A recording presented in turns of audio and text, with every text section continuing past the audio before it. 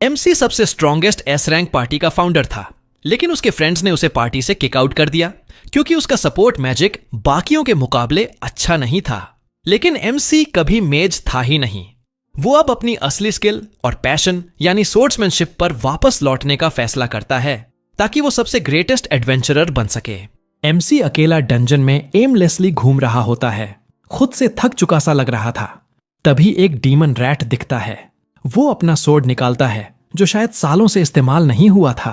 वो मॉन्स्टर की तरफ मुड़ता है और एक क्लीन स्ट्राइक में उसे काट गिराता है। उसे लगता है कि सोर्ड इस्तेमाल न करने से वो थोड़ा रस्टी हो गया है। ये देखकर डंजन के बाकी रैट्स उस पर अटैक करने के लिए रश करते हैं, लेकिन ये क्रीचर्स एमसी के लिए कुछ भी नहीं थे। वो हीरोज पार्टी का क्रिएटर था। क्विक 1-2 से वो सारे रैट्स को मार डालता है। डंजन फ्लोर पर बिखरे कोर्स देखकर वो सोचता है शायद वो उतना आउट ऑफ शेप नहीं है जितना लगा था। सोलो सोर्ड्समैन के तौर पर अभी भी होप है। लेकिन पलटते ही एक ग्रुप ऑफ गॉब्लिन्स उसे सराउंड कर लेते हैं। ये डीमन रैट्स से काफी स्ट्रॉन्गर थे। एमसी कोई चांस नहीं लेना चाहता। वो अपना सपोर्ट मैजिक खुद पर यूज करता है। स्ट्रेंथ बूस्ट, थोड़ी देर के लिए टैंकियर बन जाता है और सोर्ड ज्यादा डेंजरस हो जाता है। गॉब्लिन्स अटैक करते हैं, लेकिन एस रैंक पार्टी में रहने की वजह से एमसी की स्पीड और स्किल्स इतनी शार्प थीं कि वो सबको एक एक करके स्लॉटर कर देता है। वो सोचता है मैंने कभी अपना सपोर्ट मैजिक खुद पर ट्राई ही नहीं किया था। ये कितना ओवर पावर्ड लग रहा है। पहली वेव खत्म होने के बाद वो गार्ड डाउन करने वाला था, लेकिन दूसरी वेव आ जाती है।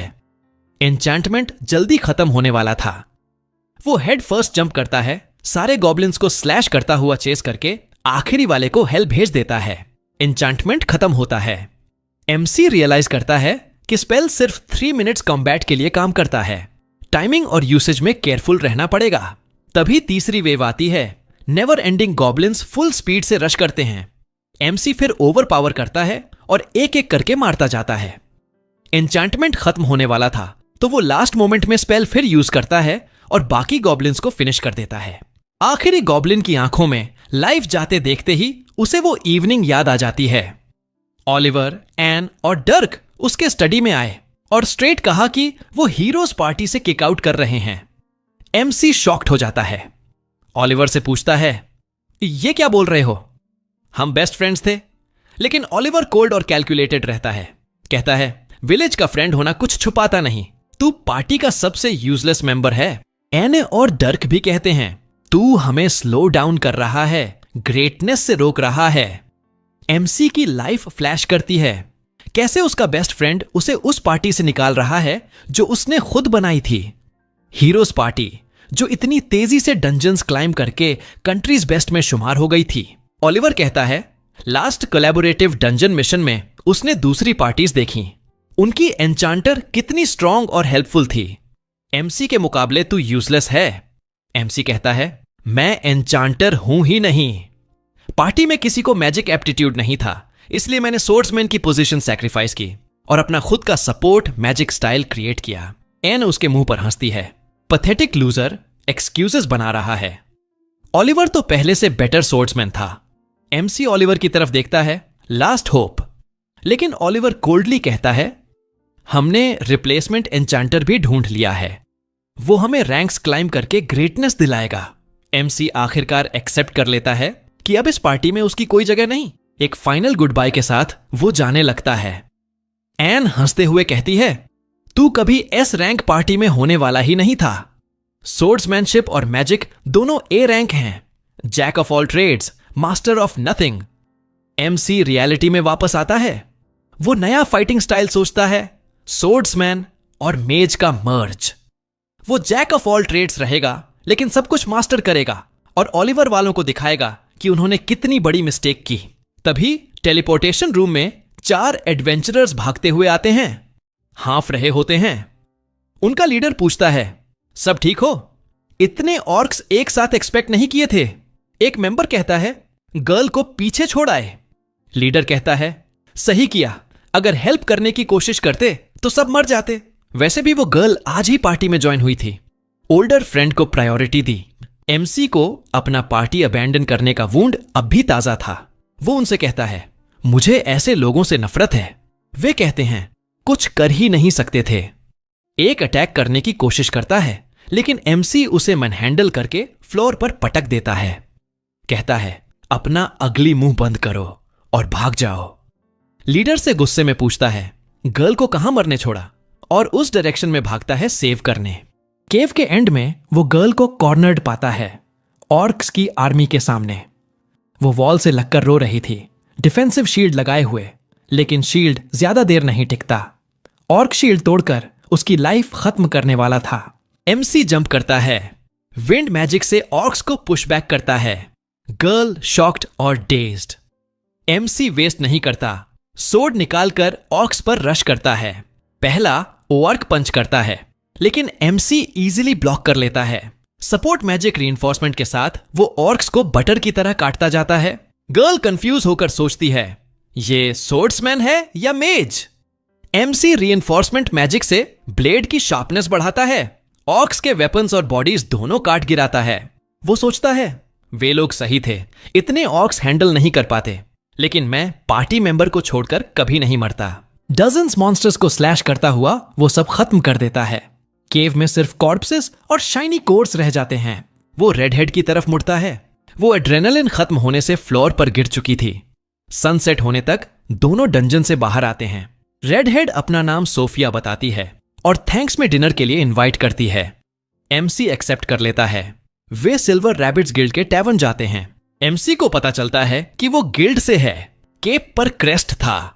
उसे किसी की याद आती है, लेकिन समझ नहीं आता। सोफिया उसे अपनी ओल्डर सिस्टर सेल्मा से मिलवाती है। सेल्मा एस रैंक एन्चेंटर थी, कंट्री की स्ट्रॉन्गेस्ट। उसी ने रोल्स डिवाइड किए थे, सोर्ड्समैन जो अटैक करता, टैंक जो डैमेज अब्सॉर्ब करता, मेज जो सपोर्ट देता। सेल्मा एमसी को डिस्गस्ट से देखती है और कहती है, FBI कॉल करूंगी, मेरी सिस्टर सिर्फ 14 साल की है। एमसी तुरंत कहता है, मेरा नाम एप्स्टीन फाइल्स में नहीं है, चिल करो। सोफिया कहती है, इसने मेरी लाइफ बचाई है। सेल्मा थोड़ी काल्म होती है और सिस्टर को स्कोल्ड करती है, बिना बताए डंजन क्यों गई। वे बात करते हैं। एमसी बताता है कि हीरोज पार्टी ने किक आउट कर दिया, अब वो वैगाबॉन्ड है। सेल्मा की आंखें चमकती हैं। एमसी सोचता है शायद रिक्रूट करना चाहती है, लेकिन वो पहले ही कह देता है नियर फ्यूचर में कोई पार्टी ज्वाइन नहीं करने वाला। सेल्मा कहती है, खुद को मत फ्लैटर कर, जॉब के लिए पूछती है। वो बताती है, कल गिल्ड से ह्यूज पार्टी डंजन जा रही है, न्यू एडवेंचरर्स ज्यादा हैं, रैंक मेंबर्स गार्ड करेंगे, हर 10 लेवल्स के फ्लोर बॉसेस डिफीट होंगे, कोई कैजुअलिटी नहीं होनी चाहिए। स्पॉन्सर ने ग्रीन लाइट दी है।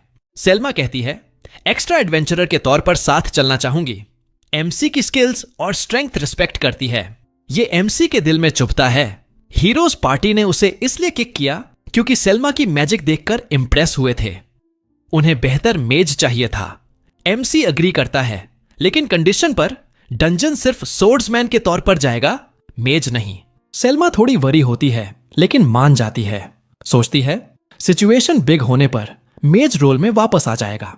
डिनर के बाद एमसी गियर खरीदने शॉप जाता है। ओल्ड मैन उसे पुराने फ्रेंड की तरह ग्रीट करता है। विंस वेलकम करता है। एमसी कहता है, इतने पावरफुल क्लैन के लीडर से मिलना ऑनर है। विंस कहता है, रिलैक्स, हम इक्वल्स हैं। एमसी की अचीवमेंट्स पता हैं। हीरोज पार्टी की सक्सेस में वो की रीजन था। प्लेजेंट्रीज छोड़कर टास्क पर फोकस करते हैं। टीचिंग एक्सपीडिशन, सेल्मा एक्सप्लेन करती है, 3 डेज में फ्लोर 1 से 51 तक जाना है। डे 1 फ्लोर 21 तक, डे 2 फ्लोर 36 तक, डे 3 फ्लोर 51 कॉन्कर। फ्लैशबैक में सेल्मा और विंस की बात। हीरोज पार्टी ने बिगेस्ट मिस्टेक किया। एमसी के बिना वे उतने स्ट्रांग नहीं रहेंगे। एमसी का सपोर्ट मैजिक रॉ में टॉप नहीं, लेकिन कास्टिंग स्पीड 4 गुना फास्ट, ओरिजिनल स्पेल्स, सिचुएशन समझने और क्रिस्प डिसीजंस अनमैच्ड। सेल्मा कहती है, 10 parties of rookies, 5 escorts including Selma और एमसी। रूकीज मॉन्स्टर्स हैंडल करेंगे रोटेशन में। आउट ऑफ ऑर्डिनरी होने पर एस्कॉर्ट्स जंप करेंगे। एमसी पूछता है, सिर्फ 5 एस्कॉर्ट्स? सेफ एक्सपीरियंस के लिए मल्टीपल ए रैंक पार्टीज क्यों नहीं? सेल्मा कहती है, रूकीज को डंजन स्ट्रेस एक्सपीरियंस होना चाहिए, ओवर एस्टिमेट नहीं करना चाहिए एबिलिटीज। एमसी बिलीव नहीं करता, लेकिन आउटसाइडर है, ट्रू मोटिव नहीं बताएंगे। क्वेस्ट एक्सेप्ट करता है। Vince 2 gold advance then gold completion पर देता है। एमसी को सरप्राइज होता है, इतना ज्यादा?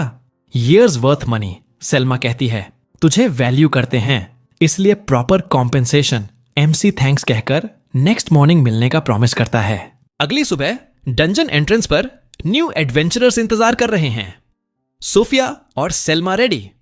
एमसी सेल्मा के आउटफिट की कॉम्प्लीमेंट करता है। सोफिया अनॉय होकर रिमाइंड करती है, माइनर हूं। एमसी कहता है, चिल, माइकल जैक्सन का फैन नहीं हूं। सोफिया पूछती है, अभी कहां रह रहा है? मेंशन छोड़ दिया।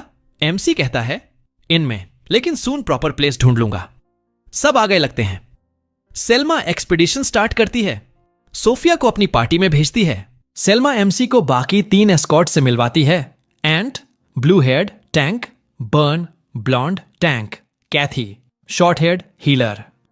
एमसी रियलाइज करता है वो frontline attacker, Selma enchanter. Well rounded escorts party. लेकिन अगर वो रिफ्यूज करता तो प्लान क्या था? समथिंग फिशी है। सेल्मा रूकीज को कलेक्ट करके इंट्रोड्यूस करती है। इनक्रेडिबली स्ट्रॉन्ग हेल्पर मिला है। एमसी ने 94th फ्लोर तक जाया है। सेल्मा ने भी नहीं। हीरोज पार्टी का हिस्सा था, कंट्री के स्ट्रॉन्गेस्ट में से एक। न्यूबीज हाइप हो जाते हैं। एमसी पर प्रेशर आ जाता है, इतने लोग काउंट कर रहे हैं। सेल्मा बाकी एस्कॉर्ट्स को पार्टी सौंपती है। एमसी को 10th पार्टी लीड करने को कहती है। Most promising party. Right guidance से मिडिल लेवल डंजन्स भी इजीली हैंडल कर सकते हैं। एमसी कंफ्यूज होता है, आउटसाइडर को स्टार पार्टी क्यों? 10th ग्रुप में सिर्फ 3 लोग, सोफिया, लोगन, ब्लॉन्ड बॉय, कैरल, गर्ल। लोगन कहता है, हम तीनों ही हैं, कोई और कीप अप नहीं कर पाता। वो लीडर है, एन्चांटर, सेल्मा से भी बेटर बनेगा। एमसी सोचता है, attitude problem boy. Carol tank है लेकिन कोई आर्मर नहीं। एमसी पूछता है, डंजन में पहनेगी? कैरल कहती है, शील्ड्स आर्मर्स नहीं यूज करती, डॉज टाइप टैंक हूं, मॉन्स्टर्स को टच नहीं होने दूंगी। एमसी सोचता है, डॉज टैंक्स रेयर हैं, स्पीड और स्किल से डॉज प्लस काउंटर अटैक, लेकिन एक्सपीरियंस चाहिए जो इस गर्ल में नहीं। लोगन कहता है, क्लैन ने कई बार नॉर्मल टैंक एक्ट करने को कहा लेकिन इग्नोर कर दिया। एमसी रियलाइज करता है, स्टार पार्टी लेकिन प्रॉब्लम पार्टी भी। एस्कॉर्ट्स इसे अवॉइड करना चाहते थे। एक्सपीडिशन स्टार्ट होती है। कैरल बकबक करती रहती है, पार्टी क्यों छोड़ी? एमसी को शटअप करने का तरीका नहीं पता। जर्नी स्मूथ चलती है। एमसी मैजिकल ट्रैप्स सेट करता है पीछे। लेसर मॉन्स्टर्स ऑटोमेटिकली हैंडल हो जाते हैं। 20th फ्लोर पर पहुंचते हैं। एमसी को पार्टी की बेटर आइडिया हो जाती है। लोगन ऑल टॉक नहीं, सब्सटैंशियल स्किल्स एन्चांटर के तौर पर ए रैंक लेवल ऑपरेट कर सकता है लेकिन डायरेक्शंस देने में वीक, एन्चांटर के लिए important. Carol super fast, dodge type के लिए जरूरी, लेकिन प्रॉब्लम्स, बिना सोचे मॉन्स्टर्स पर रश करती है। डिफेंड प्राइमरी रोल होना चाहिए। Weapon 2 tiny daggers, style fit करता है लेकिन डिस्ट्रक्टिव पावर कम पड़ सकता है। सोफिया रॉ टैलेंट में वीकेस्ट लेकिन रुकी से ऊपर, मेजर फ्लॉज नहीं, most rounded. Level 20 floor boss Escorts defeat करते हैं। आईडी कार्ड्स रजिस्टर करके डे 1 गोल, फ्लोर 21 कंप्लीट। नाइट रेस्ट के लिए बाहर। अगली सुबह एमसी न्यूज़पेपर देखता है। फ्रंट पेज पर उसकी फोटो। हीरोज पार्टी ने ऑफिशियली डिक्लेयर किया, एमसी को किक आउट कर दिया, न्यू एन्चांटर हायर कर लिया। ये एमसी को एक्सपेक्टेड से ज्यादा हिट करता है लेकिन कुछ कर नहीं सकता। डंजन एंट्रेंस की तरफ जाता है, सोचता है रुकीज हेडलाइन पढ़कर कंफ्यूज होंगे। सेल्मा ने हीरोज पार्टी वाला हाइप किया था, अब ट्रूथ सामने। रास्ते में blue heard girl Luna, heroes party की हीलर, रोकती है। एमसी को याद आता है, लास्ट डेज में सब कोल्ड थे लेकिन लूना हमेशा स्माइल करती और हेल्प करती थी। किक आउट के दिन वो एरेंड पर थी, वरना इतना इजी नहीं होता। लूना हाथ पकड़कर बेग करती है, वापस आ जा, पार्टी को समझा दूंगी कितना नीड करते हैं तुझे। ग्रेट डंजन क्लियर करने का प्रॉमिस याद दिलाती है। एमसी गुस्से में कहता है, प्रॉमिस तीनों ने मिलकर किया था, इंक्लूडिंग ऑलिवर, उसी ने किक आउट किया। वुंडेड हार्ट से कहता है, कभी वापस नहीं जाऊंगा उस पार्टी में। डंजन एंट्रेंस की तरफ बढ़ जाता है। स्टोरी यहां खत्म होती है। एनर्जी पूरी चेंज हो चुकी थी, अब सब कुछ बदल चुका है। साफ दिख रहा है कि यहां हर सिंगल पर्सन ने आज का न्यूज़पेपर ऑलरेडी देख लिया है। न्यूबीज आपस में बात कर रहे हैं कि एमसी अब हीरोज पार्टी में नहीं रहा। लोगन सोच रहा है कि अगर एमसी खुद अपनी मर्जी से पार्टी छोड़ता तो बात अलग होती, लेकिन न्यूज़पेपर में साफ लिखा है कि एमसी को 2 वीक होने की वजह से हीरोज पार्टी से किक आउट कर दिया गया। ये बात सब कुछ बदल देती है। एमसी रुकीज को ग्रीट करने की कोशिश करता है, लेकिन मिलने वाला रिस्पॉन्स मिक्स्ड बैग वाला है। उसे एहसास होता है कि कल तक जितना वेलकम था, आज न्यूज़पेपर की स्टूपिड हेडलाइंस की वजह से वो उतना वेलकम नहीं रहा। तभी सेल्मा आती है आंट, बर्न और कैथी के साथ और तुरंत एमसी से सॉरी बोलती है। वो कहती है मिसअंडरस्टैंडिंग हो गया, क्योंकि उसने ही रुकीज को ईज देने के लिए ये बात पुश की थी कि एमसी पहले हीरोज पार्टी में था। एमसी तुरंत कहता है ये तुम्हारी फॉल्ट नहीं है, तुम हेडअप करके पार्टी को लीड करो डंजन्स में, मैं सपोर्ट दूंगा। आंट, बर्न और कैथी भी बोल पड़ते हैं कि एमसी और हीरोज पार्टी के बीच जो भी इश्यू है उससे फर्क नहीं पड़ता। फैक्ट ये है कि एमसी इस दुनिया में बहुत कम लोगों में से एक है जो 94th फ्लोर तक गया और जिंदा वापस आया टेल सुनाने के लिए।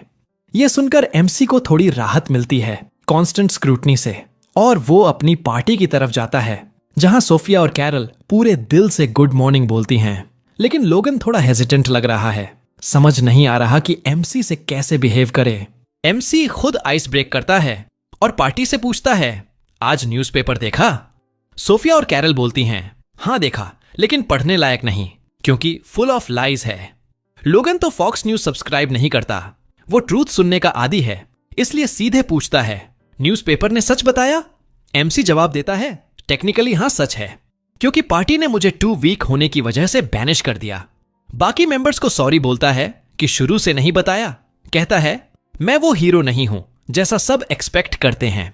सोफिया अब और बर्दाश्त नहीं कर पाती और बोलती है तुम सच नहीं बोल रहे, तुम सुपर स्ट्रांग हो। मैंने खुद देखा था जब तुमने अकेले ह्यूज हॉर्ड ऑफ ओक्स को बिना पसीना बहाए डिफीट कर दिया। एमसी उसका थैंक्स करता है बिलीव करने के लिए और बाकी पार्टी को बताता है भले ही मैं अब हीरोज पार्टी का पार्ट नहीं हूं, फिर भी मैं केपेबल हूं आसानी से तुम्हें 51st फ्लोर तक पहुंचाने में। बस मुझ पर बिलीव करो। गर्ल्स तो कंटेंट हो जाती हैं, लेकिन लोगन डिसअपॉइंटेड लगता है, उसे बिट्रेयल जैसा फील हो रहा है। फिर वो डंजन्स में एंटर करते हैं। आज रिक्रूट्स को 21st फ्लोर से 35th फ्लोर तक जाना है, लेकिन एमसी को अभी भी ऑर्डर्स या गाइडेंस देने की इजाजत नहीं, बस पीछे रहकर ऑब्जर्व करना है और अगर चीजें बहुत आउट ऑफ हैंड हो जाएं तो ही जंप इन करना। जर्नी स्मूथली चलती है। 24th फ्लोर पर कैरल अपनी ट्विन डैगर्स और up close personal fighting style से सारे मॉन्स्टर्स हैंडल कर लेती है। 30th लेवल पर सोफिया बिगर मॉन्स्टर्स को डील करती है, जिससे एमसी भी सरप्राइज हो जाता है कि शायद उसने सोफिया को थोड़ा अंडर एस्टिमेट किया। फिर 31st फ्लोर पर पहुंचते हैं। मिडिल फ्लोर्स यानी अब अननोन टेरिटरी में हैं रुकीज, गाइड्स की एडवाइस और हेल्प की जरूरत है। इस बार एमसी लीड लेता है, आगे चलता है, चेक करता है कि कुछ आउट ऑफ ऑर्डिनरी तो नहीं छुपा। अचानक उसे अहेड में बंच ऑफ गॉब्लिन्स का प्रेजेंस फील होता है। पार्टी को रेडी रहने को बोलता है। साथ ही एक स्ट्रे ऑर्क भी उसी एरिया में वॉन्डर कर आया है। फाइट थोड़ा ट्रिकी हो सकता है, लेकिन उसके रुकीज अच्छे फाइटर्स हैं। एमसी को कोई टेंशन नहीं, वो तुरंत कैरल को गॉब्लिन्स अटैक करने को बोलता है, सोफिया को लॉन्ग रेंज मैजिकल स्पेल से ऑर्क हैंडल करने को। दोनों इंस्ट्रक्शंस फॉलो करती हैं। सोफिया अटैक मोड में जंप करती है गॉब्लिन्स पर। सोफिया ऑर्क के खिलाफ रेडी होती है। एमसी लोगन की तरफ मुड़ता है, सपोर्ट मैजिक यूज करने को बोलता है, लेकिन सेंटेंस पूरा होने से पहले ही लोगन मैजिकल सर्कल्स बना चुका होता है और कैरल पर एजिलिटी स्पेल्स कास्ट कर रहा होता है गॉब्लिन्स के खिलाफ एडवांटेज देने के लिए। फिर भी लोगन पूरी तरह कन्विंस्ड नहीं कि एमसी जैसा पर्सन उसे गाइड करे, खासकर जब एडवाइस इतना सिंपल लगता है कि कोई भी वही करता। अचानक चीजें ट्रिकी हो जाती हैं। ऑर्क सोफिया के पीटीएसडी को ट्रिगर कर देता है। वो पैनिक में अटैक रेडी नहीं हो पाती। ये सबके लिए डिजास्टर हो सकता है क्योंकि लोगन कैरल पर फोकस है। वो हेल्पलेस एमसी को देखता है कि गाइड ऐसा क्यों नहीं हेल्प कर रहा सोफिया को। तभी वो देखता है एमसी मैजिकल साइन क्रिएट कर रहा है जो ऑर्क की स्पीड बहुत कम कर देता है। फिर एमसी सोफिया के पास जाता है, बोलता है take your time, am true, तुम ऑर्क से कहीं स्ट्रॉन्गर हो, डरने की जरूरत नहीं। सोफिया डीप ब्रेथ लेती है और ह्यूज फायरबॉल निकालती है जो ऑर्क को पूरी तरह स्मिथरीन्स में बदल देती है। सब सरप्राइज हो जाते हैं। एमसी को भी पता नहीं था Sophia advanced level magic use कर सकती है। कैरल दौड़कर सोफिया को हक करती है। एमसी एक्सेलेंट शॉट के लिए प्रेज करता है। फिर 35th फ्लोर पर डेथ टैरेंटुला से एनकाउंटर होता है। लोगन कूल खो देता है, सोचता है अब डेड हैं, क्योंकि ये मॉन्स्टर से डील नहीं कर सकते। लेकिन सोफिया और कैरल का एमसी पर कंप्लीट ट्रस्ट है। वो ऑर्डर्स का वेट करती हैं। एमसी तुरंत लोगन को बोलता है कैरल पर एजिलिटी अप और स्ट्रेंथ अप, सोफिया पर मैजिक अप। लोगन सोचता है ये गाय इनसेन हो गया क्या, सेम स्ट्रैटेजी रिपीट कर रहा है बिना चेंज के। फिर भी ऑर्डर्स फॉलो करता है। एमसी कैरल को क्लोज क्वार्टर्स कम्बैट में एंगेज करने को बोलता है, मॉन्स्टर का अटेंशन खुद पर रखने को। कैरल अग्री करके दौड़ पड़ती है। लोगन रोकने की कोशिश करता है, लेकिन एमसी रोकता है। अगर तुम आगे गए तो सब डिसएडवांटेज में आ जाएंगे, वेट एंड वॉच। फिर सोफिया को मॉन्स्टर पर जंप करके बैक स्लैश करने को बोलता है। सोफिया समझ जाती है, मॉन्स्टर के हेड पर जंप करती है और ब्लेड फ्रंट से बैक तक चलाती है। एमसी बोलता है अटेंशन रखो, लेकिन केयरफुल, क्योंकि स्पाइडर वेनमस है। अटैक्स डॉज करना विदाउट फेल। स्पाइडर कैरल को पॉइंटी लेग से स्टैब करने की कोशिश करता है, लेकिन वो एक एक करके डॉज करती है, कुछ अटैक्स डिफ्लेक्ट भी कर देती है। मॉन्स्टर सरप्राइज हो जाता है। एमसी लोगन को बोलता है कैरल पर स्पेल्स कंटिन्यू रखो, उसकी लाइफ तुम्हारे हैंड्स में है। फिर सोफिया को मॉन्स्टर पिन डाउन करने को बोलता है। सोफिया एरो कटर एबिलिटी से लेग्स स्लैश करती है। मॉन्स्टर जमीन पर गिर जाता है। कैरल सेलिब्रेट करने लगती है, लेकिन एमसी बोलता है केयरफुल, बैटल ओवर नहीं हुआ। एडवाइस लेट आया, स्पाइडर अभी मरा नहीं था और वेब से कैरल को ग्रैब करके खींचने लगता है। एमसी तुरंत लोगन को स्ट्रेंथ अप और स्पीड अप देने को बोलता है कैरल को। लोगन बिना आर्ग्यू करता है। कैरल पैनिक में फ्री नहीं हो पा रही, एमसी से हेल्प मांगती है। एमसी सोफिया को रॉक एरो रेडी करने को बोलता है और शार्पनेस एनहांस्ड स्पेल उसकी नाइव्स पर डालता है। बूस्ट मिलता है। सोफिया वेब तोड़कर फ्री होती है और रॉक एरो से मॉन्स्टर को न्यूक करके इमीडिएटली किल कर देती है। इसके साथ डेज एक्सपीडिशन खत्म होती है। एमसी लोगन की प्रेज करता है सपोर्ट स्पेल्स के लिए, वरना आज बैटल्स नहीं जीत पाते। केव्स से बाहर निकलते हैं तो सनसेट होने लगता है। सेल्मा सब रुकीज को कंग्रेचुलेट करती है अचीवमेंट्स के लिए। कहती है टेरिफिक जॉब किया है, लास्ट स्टेप कल है, तो रेस्ट करो और अच्छा खाओ। सब अपने अपने रास्ते जाते हैं। एमसी को आंट और बर्न रोकते हैं लंच के लिए। सोचने के बाद एमसी एक्सेप्ट कर लेता है। रोज कोई ट्रीट नहीं करता। सिटी वापस जाते वक्त लोगन सोफिया से पूछता है उस एनकाउंटर के बारे में जब एमसी ने पहली बार उसकी लाइफ बचाई थी। स्पेसिफिक्स पूछता है स्पेल्स के। सोफिया याद करती है विंड ब्लास्ट यूज किया था पहले, फिर सोर्ड एनहांस करके हर ऑर्क को श्रेड्स में काट दिया। लोगन को रियलाइज होता है एमसी में कुछ बहुत डिफरेंट है। आज उसने कैजुअली ऑर्क की एजिलिटी रिड्यूस करने वाला स्पेल यूज किया था जो सोफिया की तरफ जा रहा था। ऐसे डिबफ स्पेल्स इनक्रेडिबली हार्ड होते हैं। सेल्मा जैसी टैलेंटेड मेजर्स भी बेयरली एक डिबफ कपल ऑफ डेज में प्रेप करके यूज कर पाती हैं। ऊपर से एमसी परफेक्ट स्पेल कास्टर की तरह बिहेव कर रहा था। टीम फाइट में एग्जैक्ट टाइमिंग पता था, एनहांसमेंट्स का वेयर ऑफ होंगे।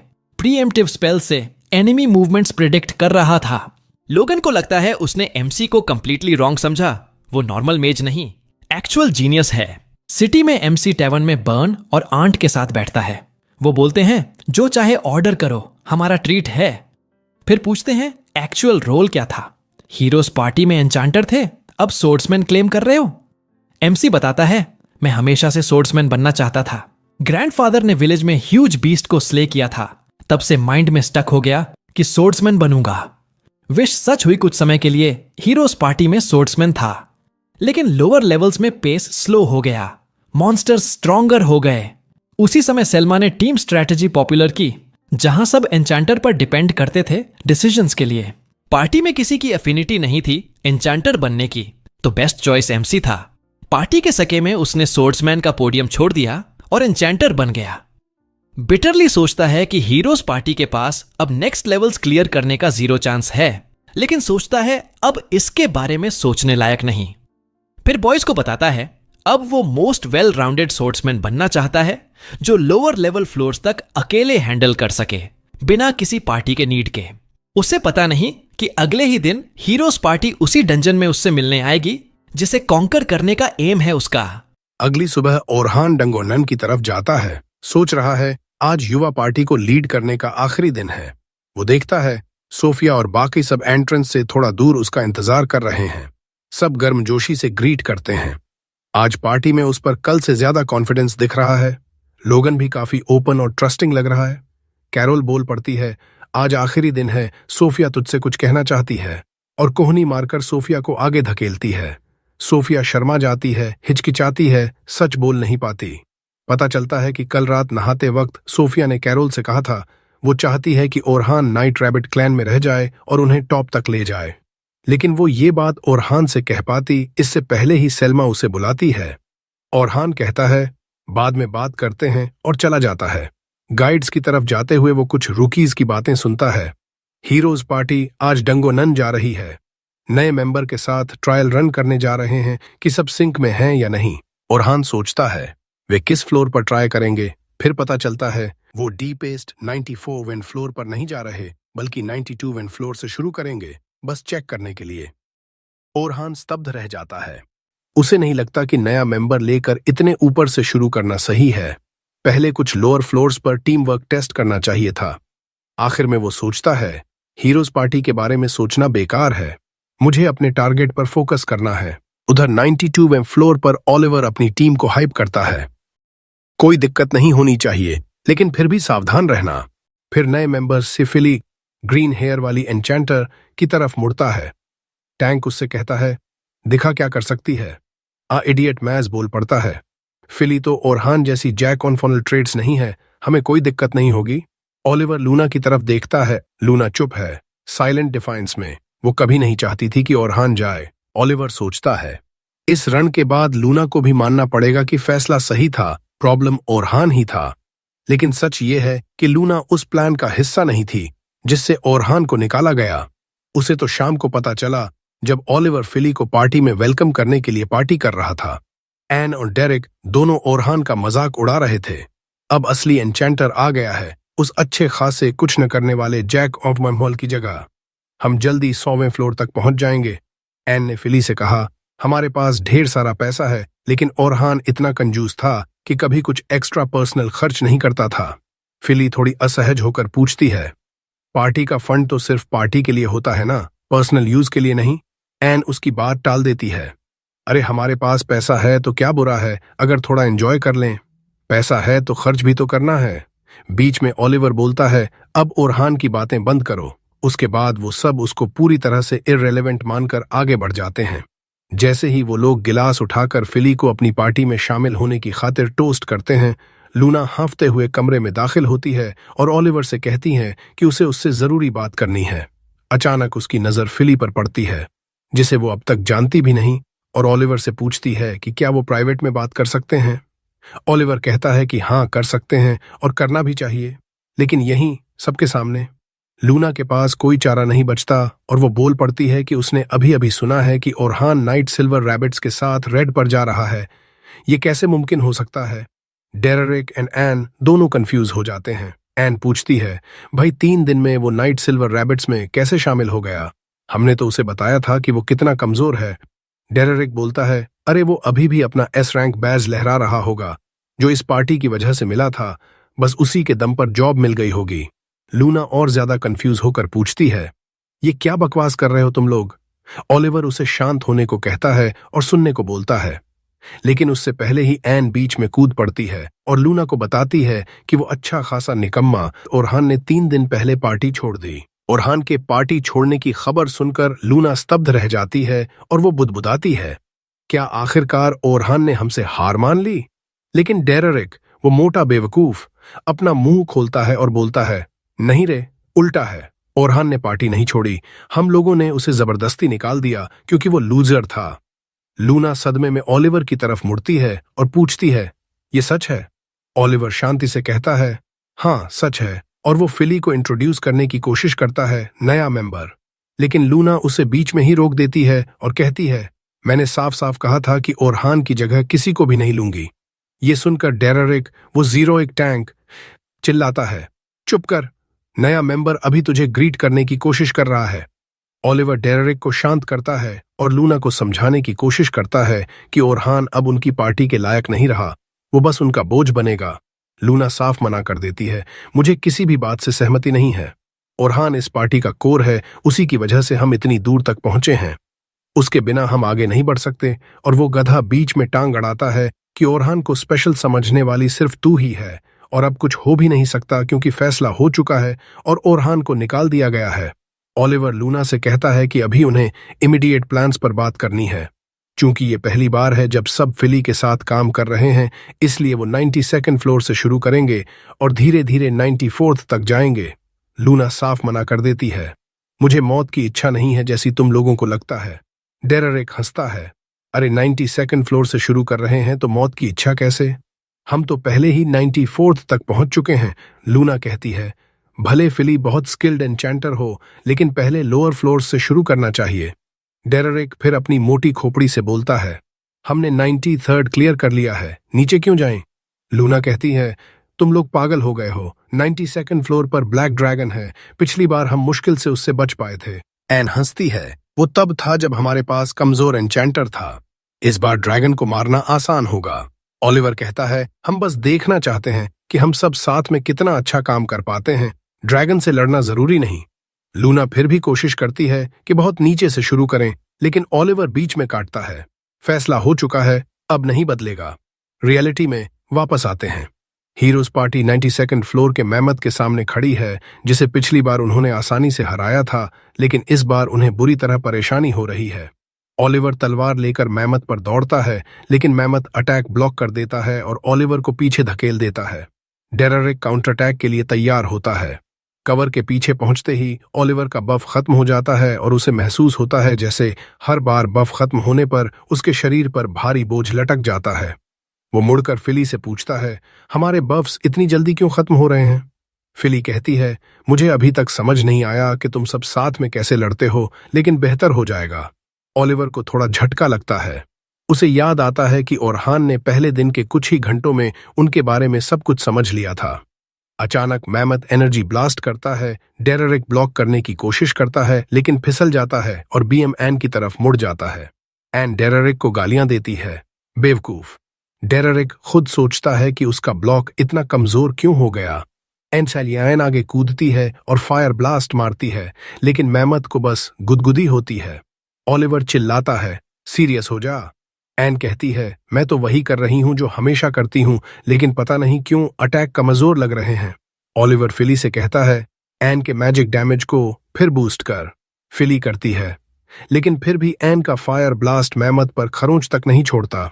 मैमथ फिर पावर ब्लास्ट करता है, एन मुश्किल से चट्टान के पीछे छिप जाती है। ओलिवर स्तब्ध है, फिली का मैजिक तो ओरहान से कहीं ज्यादा स्ट्रांग होना चाहिए था। फिर भी वो उसी मैमथ से पीटे जा रहे हैं जिसे पहले आसानी से हराया था। एक और पावर बीम ओलिवर की तरफ आता है, वो बाल बाल बचता है। अगला डेरेक ब्लॉक करता है। ओलिवर एन से कहता है, फ्लैंक कर, लेकिन मैमथ उसे रोक देता है और अटैक करता है। एन वापस भागती है। ओलिवर फिली की तरफ मुड़ता है, मॉन्स्टर के अटैक पर नजर रख और हमें वॉर्न कर। फिली कहती है, बाकी सब करते हुए ये इम्पॉसिबल है। ओलिवर कहता है, एन्चेंटर का काम ही यही है, बैटल का फ्लो समझना। एन चिल्लाती है, ये तो पूरी तरह बेकार है, इसे पार्टी में ले ही नहीं आना चाहिए था। ओलिवर को एहसास होता है कि कोई भी अपनी पुरानी ताकत में नहीं है। वो अपनी तलवार की पूरी पावर भी नहीं खींच पा रहा। फिली का मैजिक तो उन्हें जबरदस्त बूस्ट देना चाहिए था। तो गड़बड़ कहाँ है? इससे पहले कि वो कुछ सोच पाते, ब्लैक ड्रैगन गहराई से निकलता है और उनकी तरफ उड़ता हुआ आता है। लूना डर से पसीना पसीना होकर चीखती है, जल्दी यहां से भागो। ड्रैगन जमीन पर उतरता है और मैमथ को कुचल कर रख देता है। ओलिवर सदमे में है, ये ड्रैगन यहां क्यों आया? ऐसा नहीं होना चाहिए। फिर भी वो मना करता है, हमने इसे एक बार हराया था, फिर हराएंगे।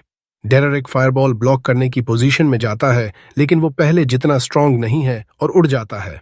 एन भी फायरबॉल मारती है, लेकिन चट्टान के पीछे छिपते हुए भी बेहोश हो जाती है। लूना ओलिवर से कहती है, भागना पड़ेगा। ओलिवर फिली से बफ मांगता है और स्ट्रेंज अटैक करके ड्रैगन के फायरबॉल से टकराता है। शॉक वेव से वो घुटनों पर आ गिरता है, कंफ्यूज और चक्कर में। लूना उसे उठाती है और कहती है, इमरजेंसी टेलीपोर्ट क्रिस्टल यूज करो, वरना मर जाएंगे। फिली कहती है, लेकिन वो हमें लोअर रैंक बॉस रूम में भेज देगा, वहां लड़ना पड़ेगा। लूना कहती है, और कोई रास्ता नहीं? ओलिवर मान जाता है, बाकी टीम को पकड़ता है और पोर्टल खोलता है। लेकिन ठीक कदम रखने से पहले ड्रैगन डाइव करके अटैक करता है, उन्हें पीछे धकेलता है और खौफनाक तरीके से पोर्टल में घुस जाता है और गायब हो जाता है। डेरेरिक पहले तो सोचता है अच्छा हुआ, लेकिन लूना कहती है ये सबसे बुरा हो सकता था। अब किसी लोअर रैंक एडवेंचर पार्टी की मौत हो जाएगी। हमें गिल्ड वापस जाना होगा और डंगो एनन में सबको फोर्स टेलीपोर्ट करवाना होगा। ऑलिवर मानता है और सब भागते हैं। तभी लूना बताती है हम कमजोर इसलिए महसूस कर रहे थे क्योंकि ओरहान ने कुछ ओरिजिनल स्पेल्स डेवलप किए थे जो किसी भी मैजिक अटैक की स्ट्रेंथ 50 गुना बढ़ा देते थे। फिली सदमे में है, सेल्मा भी तो सिर्फ 10 गुना कर पाती थी। लूना कहती है सच है, हम तभी स्ट्रांग थे जब ओरहान हमारे साथ था, वरना हम बस एक मीडियोकर एडवेंचर ग्रुप हैं।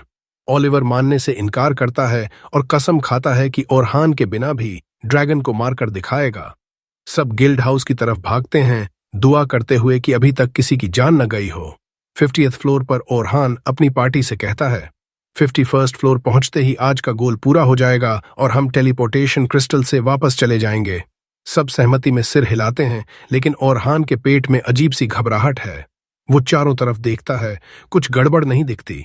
ऊपर काले बादलों से ढका आसमान देखता है और सोचता है ये अजीब सी फीलिंग क्यों आ रही है।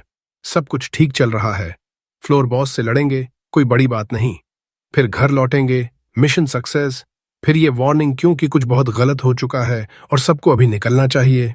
कैरल की आवाज उसे ख्यालों से बाहर लाती है, इस बार किस तरह के मॉन्स्टर्स से लड़ना पड़ेगा।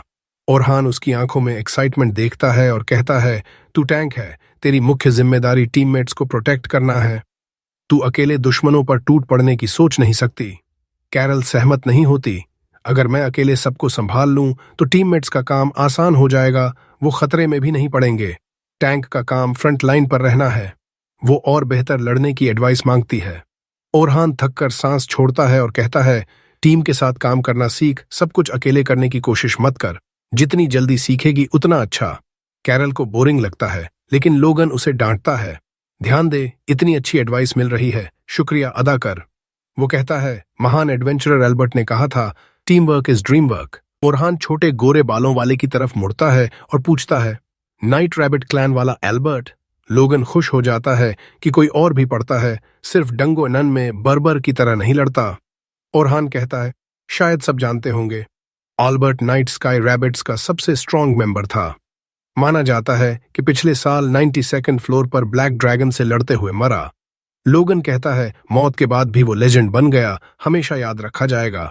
कैरल उदास हो जाती है और धीरे से कहती है अल्बर्ट एक साथी को बचाने की कोशिश में मरा, जबकि टैंक का काम था वो। उसकी मौत से उसके परिवार के चेहरे से मुस्कान गायब हो गई। वो नहीं चाहता था कि कोई और दुखी हो, इसलिए वो सोचती है कि बेस्ट डिफेंडर वही है जो जिसे प्रोटेक्ट कर रहा है उसे हमेशा दूर रखे। अगर वो अकेले फ्रंट लाइन पर लड़े और टीम पीछे रहे तो वो सुरक्षित रहेंगे, अगर कुछ गड़बड़ हुई तो भाग भी सकेंगे। ओरहान उसके चेहरे पर दर्द देखता है और सोचता है ये उसकी समझ से बाहर है, बाहर वाले को नहीं पूछना चाहिए। वो मूड हल्का करने के लिए कहता है आज मैं तुझ पर भरोसा कर रहा हूं दुश्मनों को संभालने का। कैरल का चेहरा तुरंत चमक उठता है, मुझे छोड़ दो। सोफिया अटेंशन की भूखी सबका ध्यान अपनी तरफ खींचती है और प्यारी बनकर पूछती है मुझे क्या कमी है, टीममेट और मैज के तौर पर कैसे बेहतर बनूं। लोगन भी बीच में कूदता है, मुझे भी बताओ। ओरहान सबको शांत करता है और 36th फ्लोर में आगे बढ़ते हैं जहां न्यूबीज वार्म अप शुरू करते हैं। सेल्मा ओरहान को पुकारती है आज आखिरी दिन है, सबसे मुश्किल, कुछ गड़बड़ नहीं होनी चाहिए, एक्सपीडिशन सक्सेसफुल हो। वो ओरहान की पार्टी की तरफ देखती है, बच्चों ने तुझे बहुत पसंद कर लिया है। ओरहान ईमानदारी से कहता है न्यूज़पेपर आर्टिकल के बाद सोचा था कि सबका रिस्पेक्ट चला गया होगा, लेकिन गलत था। ये बच्चे जितने दिखते हैं उससे कहीं ज्यादा समझदार और इंडिपेंडेंट हैं। सेल्मा सहमति में कहती है ये ग्रुप कभी कभी मुश्किल होता है, लेकिन इनका फ्यूचर बहुत ब्राइट है। वो बताती है कि अल्बर्ट की मौत से क्लैन को बहुत झटका लगा था, वो क्लैन का स्टार था। उसके बाद क्लैन पीछे रह गया और ओरहान की पुरानी पार्टी हीरोज पार्टी आगे निकल गई। ओरहान कहता है ब्लैक ड्रैगन हमारे लिए भी बहुत टफ था, हम भी आसानी से किसी को खो सकते थे, जिससे पार्टी पूरी तरह बर्बाद हो जाती। सेल्मा कहती है अल्बर्ट के जाने से जो खालीपन आया वो आज तक नहीं भरा, और फिर सीधे पूछती है क्या तू हमारी पार्टी ज्वाइन करना चाहेगा। ओरहान कहता है सम्मान की बात है, लेकिन पार्टी में 2 एन्चेंटर्स की जरूरत नहीं, खासकर जब एक पहले से ही कॉन्टिनेंट की बेस्ट सॉर्सरर हो। सेल्मा शर्माती है लेकिन कहती है, मैं एन्चेंटर के तौर पर नहीं, स्वॉर्ड्समैन के तौर पर कह रही हूं। वो आज तुझे ऑब्जर्व करेगी कि तू स्वॉर्ड्समैन के तौर पर कितना अच्छा है। फिर सब अपने अपने ग्रुप में बांट जाते हैं। ओरहान अकेला रह जाता है 3 न्यूबीज के साथ, जिनकी मॉनिटरिंग उसकी जिम्मेदारी है। कैरल पूछती है, इतना स्प्लिट क्यों हो रहे हैं? लैबिरिंथ में खो जाना अच्छा नहीं लगता। ओरहान हंसता है, ये अच्छा एक्सरसाइज है। कई बार पार्टी को कई रास्तों में बांटकर चेक करना पड़ता है कि कौन सा बॉस रूम तक जाता है। इसीलिए बड़े क्लान जैसे नाइट स्काई रैबिट्स को फायदा रहता है, वो पूरी गुफा जल्दी चेक कर लेते हैं। लोगन कहता है, ओरहान सबसे डीप फ्लोर तक गया है, हमें कोई दिक्कत नहीं होगी। सेल्मा और कैरल उसे घेर लेती हैं और पूछती हैं, गहरे लेवल्स पर डंगो अनन कैसा लगता है? कौन से मॉन्स्टर्स मिलते हैं? ओरहान बताता है, डीप फ्लोर्स करीब 72 से शुरू होते हैं। वहां इकोसिस्टम बदल जाता है। बर्फीला पहाड़, बार बार ब्लिजर्ड और अंधेरे में छिपे आइस लिजर्ड जो तब तक इंतजार करते हैं जब तक तुम सो न जाओ। फिर वो सबको फोकस करने को कहता है। डराने नहीं चाहता, सब गहरे डंगो नन में आगे बढ़ते हैं। पूरी गुफा खाली लग रही है, बहुत अजीब और डरावना सा। लोगन कहता है, इस फ्लोर पर एक भी मॉन्स्टर नहीं दिखा। 40th फ्लोर पर ऐसा होता है क्या? ओरहान सिर हिलाता है, नहीं। उसके पेट का ग्रहण और कसता है। वो सोचता है, क्या उसकी गट फीलिंग सही थी? आज डंगो नन में कुछ बहुत गड़बड़ है। कैरल शोर मचाती है, मॉन्स्टर से लड़ना है, जल्दी आओ। तभी एक चट्टान के पीछे से ब्लू गॉब्लिन निकलता है। कैरल खुशी से चिल्लाती है और बिना सोचे उस पर टूट पड़ती है। ओरहान रोकने की कोशिश करता है, लेकिन वो बहुत आगे निकल चुकी है। वो जल्दी से गॉब्लिन पर एजिलिटी डाउन डिबफ डालता है, जिससे कैरल उसे एक ही झटके में मार देती है। वो जश्न मनाती है, लेकिन ओरहान डांटता है, बिना सोचे दुश्मन पर मत टूटो। ब्लू गॉब्लिन बहुत फास्ट और स्ट्रांग होते हैं। तू खतरे में पड़ सकती थी, जिससे लोगन और सोफिया भी आउट ऑफ पोजीशन हो जाते और सब खतरे में पड़ जाते। कैरल अपनी गलती मानती है। ओरहान उसे थोड़ा नरम करने के लिए एक्टिव डिफेंस स्टाइल सिखाता है। दुश्मन की मूवमेंट्स पर फोकस करो और ठीक उस पल पर अटैक करो जब वो अपना अटैक लॉन्च करने वाला हो। इससे उनका अटैक रुक जाएगा और तुम्हारी टीम को बहुत बड़ा फायदा मिलेगा। कैरल हैरानी से सुनती है। तभी लोगन उसे धक्का देकर आगे आता है। मुझे भी बताओ, वो सबको मुड़ने को कहता है। पीछे से 2 वुल्फ मॉन्स्टर्स दौड़ते हुए आते हैं, लेकिन मैजिकल ट्रैप एक्टिवेट होती है और उन्हें स्पाइक्स से चुभो देती है। ओरहान लोगन को बताता है, ट्रैप स्पेल्स से शुरू कर, इससे टीम आगे के दुश्मन पर फोकस कर सकेगी, पीछे की चिंता नहीं करेगी। लोगन उत्साह से सब सुनता है और मन में सोचता है कि वो ओरहान जैसा मैज बनना चाहता है, हर मायने में। फिर ओरहान सोफिया की तरफ मुड़ता है, तुझे 2 मैजिक स्पेल्स एक साथ यूज करना सीखना चाहिए। वो कहती है, बहुत कॉम्प्लिकेटेड लगता है। ओरहान कहता है, उतना नहीं जितना लगता है, थोड़ी प्रैक्टिस से कोई भी कर सकता है। एडवांस्ड लेवल के कैस्टर्स तो एक साथ दर्जन स्पेल्स यूज कर लेते हैं। सोफिया हैरान है, फिर मैं स्ट्रॉन्गर वर्जन क्यों नहीं सीखूं? ओरहान समझाता है, स्ट्रॉन्गर मैजिक अटैक तैयार करने में टाइम लगता है, उस दौरान तुम पूरी तरह वल्नरेबल हो जाती हो। अगर मल्टीपल स्पेल्स सीख लो तो पहला स्पेल फायर होने वाला हो तो दूसरा पहले से तैयार रख सकती हो। डाउन टाइम लगभग 0 हो जाएगा। लड़ाई में वल्नरेबिलिटी खत्म हो जाएगी। उसके बाद आखिरकार वो बॉस रूम तक पहुंच ही गए, जहां गाइड्स सब इकट्ठा होकर न्यूबीज को पीछे खड़े रहने को बोलते हैं और कहते हैं कि बस देखो, बॉस को हम संभाल लेंगे। ओरहान बाकियों के साथ बॉस रूम में घुसता है और बोलता है, सब अटैक पर फोकस करो, मैं जितना हो सके सपोर्ट करूंगा। बस इतना कहते ही फाइट शुरू हो जाती है। ओरहान तुरंत ऑफेंसिव मोड में चला जाता है। परफेक्ट मोमेंट पकड़कर मॉन्स्टर की टांगों पर वार करता है। ठीक जब वो अटैक करने वाला था, मॉन्स्टर लड़खड़ाकर पीछे हटता है, लेकिन बैलेंस बनाने से पहले ही ओरहान ने पीछे ट्रैप डाल दिया था, जो एक दीवार बना देता है और बॉस को डॉज करने से रोक देता है। सेल्मा फटाफट मल्टीकास्ट मैजिक यूज करती है। एक साथ 5 मैजिक सर्कल बनाती है और अटैक मारती है। टैंक आगे आकर ब्लॉक करता है और दूसरा स्वॉर्ड्समैन एक ही तलवार के घूंसे से फाइट खत्म कर देता है। न्यूबीज हैरान रह जाते हैं, फाइट तो पलक झपकते ही खत्म हो गई। लोगन को यकीन नहीं होता कि ये रैंकर्स कितनी बारीकी से लड़ते हैं। एक भी कदम बेकार नहीं, सब कुछ परफेक्ट पिक्चर जैसा। इसके बाद एक्सपीडिशन आगे बढ़ती है। एक लेवल के बाद एक लेवल क्लियर करती हुई आखिरकार फ्लोर 50 के बॉस रूम तक पहुंचती है। बॉस निकलता है, एक विशालकाय केकड़ा जिसकी शेल लगभग अटूट है। सेल्मा ओरहान से कहती है, तुम हम में सबसे ताकतवर हो। अगर तुम इस केकड़े के विशाल पंजे को काट सको तो बाकी हम सब मिलकर इसे संभाल लेंगे और घर जाकर खूब जश्न मनाएंगे। ओरहन मुस्कुराता है, तलवार निकालता है और कॉन्फिडेंस के साथ उस विशाल मॉन्स्टर की तरफ बढ़ता है। टैंक उसे चेतावनी देता है, सावधान रहना, इसकी शैल बहुत सख्त है, तोड़ना बेहद मुश्किल है। लेकिन ओरहन को फर्क नहीं पड़ता। वो हवा में उछलता है और पूरी ताकत से केकड़े के जोड़ पर वार करता है। पंजा आसानी से कट जाता है। वो एकमात्र खतरा जो उनको बचकर रहना था, खत्म। अब सेल्मा और बाकी सब आसानी से मॉन्स्टर को खत्म कर देते हैं। सब तालियां बजाते हैं, एक्सपीडिशन खत्म, सब वापस जाने की तैयारी में। लेकिन जश्न अधूरा रह जाता है। अचानक ओरहन को दिल खराब करने वाली भयानक बेचैनी महसूस होती है। रियलिटी खुद फट जाती है और उसमें से ब्लैक ड्रैगन निकलता है, सीधा उनकी तरफ उड़ता हुआ। ओरहन का खून सूख जाता है। वो चिल्लाता है, सब भागो। लेकिन ऐसा लगता है वो अकेला ही सोच पा रहा है। बाकी ए रैंक गाइड्स भी डर के मारे जम गए हैं, उस भयंकर प्रेशर से हिल भी नहीं पा रहे।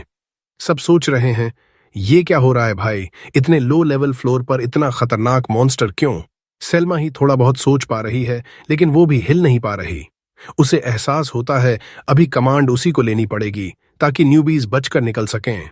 लेकिन ड्रैगन की ऑरा इतनी भारी है कि हवा में ऑक्सीजन तक खत्म हो रही है। सेल्मा के दिमाग में ब्लैक ड्रैगन की वो सारी डरावनी कहानियां घूमने लगती हैं। वो राक्षस जो एडवेंचरर्स पर टूट पड़ता है और उन्हें पूरी तरह से काट छांट कर रख देता है। ओरहन दिमाग घुमाता है, कोई रास्ता निकालने की कोशिश करता है। अचानक याद आता है, हमने तो इस लेवल का बॉस मार दिया था। मतलब अगर हम उस क्रिस्टल तक पहुंच गए जो गुफा के अंत में है तो हम सुरक्षित टेलीपोर्ट होकर वापस जा सकते हैं। यही एकमात्र रास्ता है। वो बाकियों को प्लान बताने के लिए मुड़ता है, लेकिन देखता है सब ट्रांस में हैं, आंखें ड्रैगन से नहीं हटा पा रहे। ये डरावना है। मॉन्स्टर बड़े ग्रुप की तरफ खुद आकर्षित होते हैं। अगर अभी नहीं भागे तो सब खत्म। एक पल के लिए ओरहन सोचता है, बस मैं अकेला क्रिस्टल की तरफ भाग जाऊं, मैं तो बच ही जाऊंगा। लेकिन तुरंत खुद से घिन आती है। वो फैसला करता है, नहीं, मैं इन सबको धोखा नहीं दूंगा। ड्रैगन से लड़ूंगा, इनको बचने का टाइम दूंगा। वो तलवार पकड़ता है, जबरदस्त जज्बे के साथ खींचता है। जिन लोगों की वो परवाह करता है उन्हें बचाएगा। वो बाकी गाइड्स पर चिल्लाता है, पोजीशन लो। उसकी आवाज से सब ट्रांस से बाहर आते हैं। सेल्मा भी होश में आती है, तुरंत ऑर्डर देती है, डिफेंसिव पोजीशन लो, न्यूबीज को हर हाल में बचाओ। रैंक एडवेंचरर्स तुरंत काम पर लग जाते हैं। मैज बैरियर बनाती है ताकि ड्रैगन का अटैक सोख ले। लेकिन सेल्मा को एहसास होता है उसका मैजिक इतना मजबूत नहीं कि ब्लास्ट रोक सके। ओरहन बेफिक्र होकर ड्रैगन पर दौड़ता है, लेकिन बीच में अपना ही प्रोटेक्टिव स्पेल कास्ट करता है। गाइड्स को रीइंफोर्स करता है। शुक्र है वो बच जाते हैं, वरना सब राख हो चुके होते। सब हिल गए हैं। ओरहन ड्रैगन के अटैक को डॉज करता हुआ पीछे हटता है, लेकिन उसे कोई ओपन चांस नहीं देता। वो एक छोटा खंजर निकालता है और मॉन्स्टर की आंख पर फेंकता है। ड्रैगन आंख बंद कर लेता है। लेकिन ये सब ओरहन की प्लानिंग थी। वो उस एक सेकंड में उछलता है और तलवार से गर्दन काटने की कोशिश करता है। वार इतना जबरदस्त होता है कि धूल धुआं पूरे गुफा में फैल जाता है। गाइड्स सोचते हैं शायद मार दिया, लेकिन ओरहन जानता है अभी नहीं हुआ। धूल छंटती है तो ड्रैगन फिर से खड़ा होता है, गुस्से से चीखता हुआ, बिल्कुल अस्वस्थ। ओरहन ऑर्डर देता है, न्यूबीज को चारों तरफ से ढक लो, किसी को चोट नहीं लगनी चाहिए। वो खुद ड्रैगन को डिस्ट्रैक्ट करता है। सेल्मा को शक है, लेकिन ओरहन मुस्कुराकर कहता है, फिक्र मत कर, मेरे पास प्लान है। वो न्यूबीज से कहता है, टिके रहो, और फिर ड्रैगन पर झपटता है। ड्रैगन फायर ब्रेथ चार्ज करता है, लेकिन ओरहन डॉज करता हुआ उसके चारों तरफ चक्कर काटने लगता है। सेल्मा और बाकी हैरान हैं। ओरहन अकेले उस जानवर से लड़ रहा है। सेल्मा को डर लगता है, क्या सही फैसला था उसे अकेला छोड़ना? वही ड्रैगन जिसने माइटी हीरो एल्बर्ट को मार डाला। उसे एहसास होता है कि ओरहन की कितनी परवाह करती है वो। अगर कुछ हुआ तो टूट जाएगी। ओरहन पूरी तरह जोन में है, एक के बाद एक अटैक डॉज करता है और एक बार ड्रैगन के अटैक को रिफ्लेक्ट भी कर देता है, सीधा वापस मार देता है। लोगन और सोफिया हैरान। रिफ्लेक्शन मैजिक कभी देखा नहीं। असल में दुनिया के बेस्ट मैच भी नहीं कर पाते। ये ओरहन का ओरिजिनल स्पेल है, किसी भी मैजिक अटैक को डबल फोर्स के साथ अटैकर पर वापस।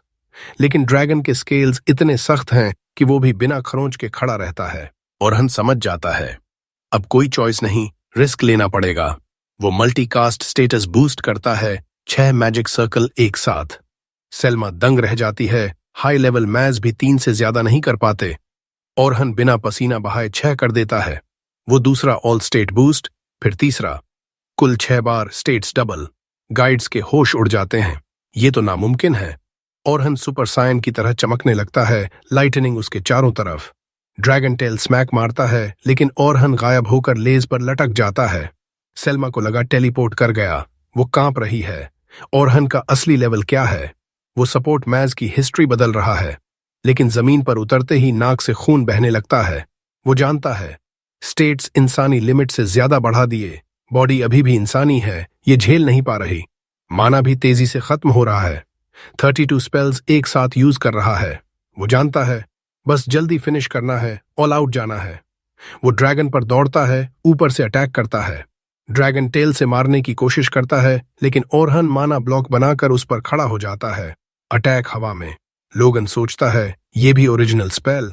वो मैजिक कन्वर्जेंस यूज करता है, एनवायरनमेंट से माना खींचकर एक जगह फोकस। ओलिवर भी यही करता है, लेकिन ऑफेंसिवली डिफेंस ओरहन पर छोड़ देता है। वो तलवार की धार बढ़ाता है और गर्दन पर वार करता है। स्केल्स चीरता हुआ अंदर तक पहुंचता है। ड्रैगन धड़ाम से गिरता है।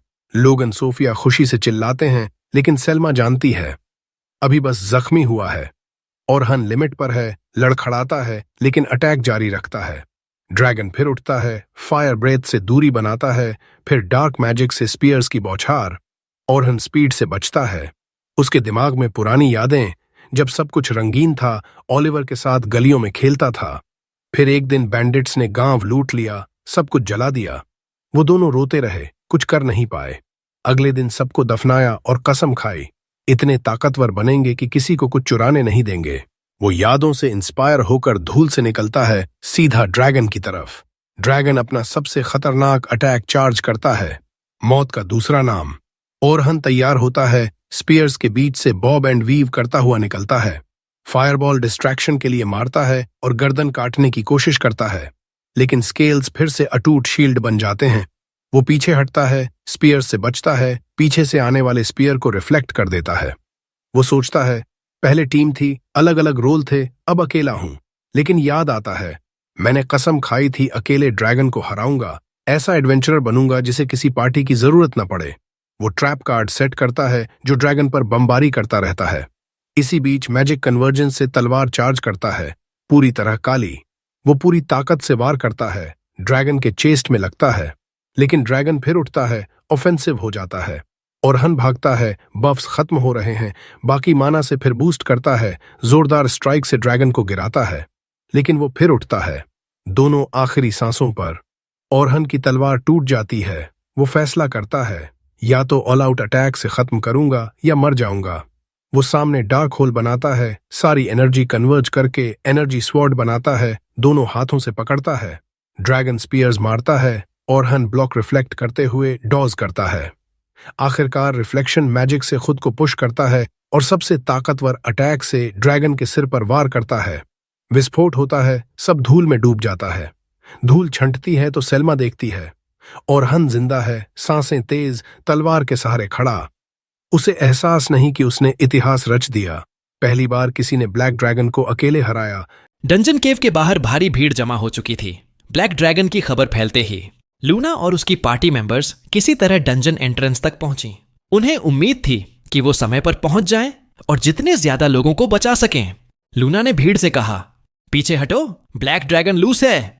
लेकिन जैसे ही वो भीड़ को चीर कर आगे बढ़ी, वो रुक गई। ब्लैक ड्रैगन उसके सामने था, फेस टू फेस। ओलिवर भी उसके पीछे आया और डर के मारे सोर्ड निकाल लिया, लड़ने को तैयार। लेकिन लूना ने उसे कहा, शांत हो जा, पीछे हट।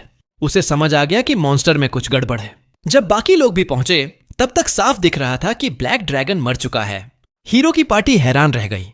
उन्हें समझ नहीं आ रहा था कि आखिर कौन सी पार्टी इतनी स्ट्रांग है कि इस बीस्ट को डिफीट कर सके। पर ज्यादा सोचने की जरूरत नहीं पड़ी। लूना ने देखा ओरहन मुश्किल से खड़ा है, पूरी ताकत सोर्ड पर डालकर।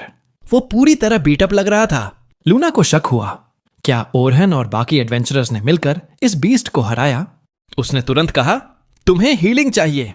लेकिन ओरहन ने उसे रोका, पीछे हटो, बस क्लीन अप संभालो। लूना चुप हो गई। उसे समझ नहीं आया कि फॉर्मर पार्टी मेंबर से क्या कहे जो बात को बेहतर बना सके। फिर उसकी नजर उन एडवेंचरर्स पर गई जिनके साथ ओरहान डंजन में गया था। किसी में भी एक स्क्रैच नहीं था, इतने इंसेन मॉन्स्टर से लड़ने के बाद भी। तभी उसे क्लिक हुआ, ओरहान ने ब्लैक ड्रैगन को अकेले डिफीट किया है। वो यकीन नहीं कर पा रही थी, लेकिन कोई और एक्सप्लेनेशन नहीं बन रही थी। जब ओरहान अपने फॉर्मर टीममेट्स के पास से गुजरा तो इडियट टैंक ने चिल्लाकर पूछा, ड्रैगन के साथ क्या हुआ? ओरहान ने उसे इग्नोर किया जैसे आपकी क्रश इग्नोर करती है। टैंक और जोर से चिल्लाया, लेकिन लूना ने उसे बीच में रोका। चुप कर अपनी बेवकूफी, उसने साफ कहा। ओरहान ने ही ड्रैगन को डिफीट किया है। टैंक गुस्से में आ गया और लूना पर भड़कने लगा, लेकिन लूना ने अपनी मैजिक से उसे वहीं फ्रीज कर दिया। ओलिवर ने बीच में आकर फाइट रोकवाए। वो गुस्से से ओरहन को देख रहा था।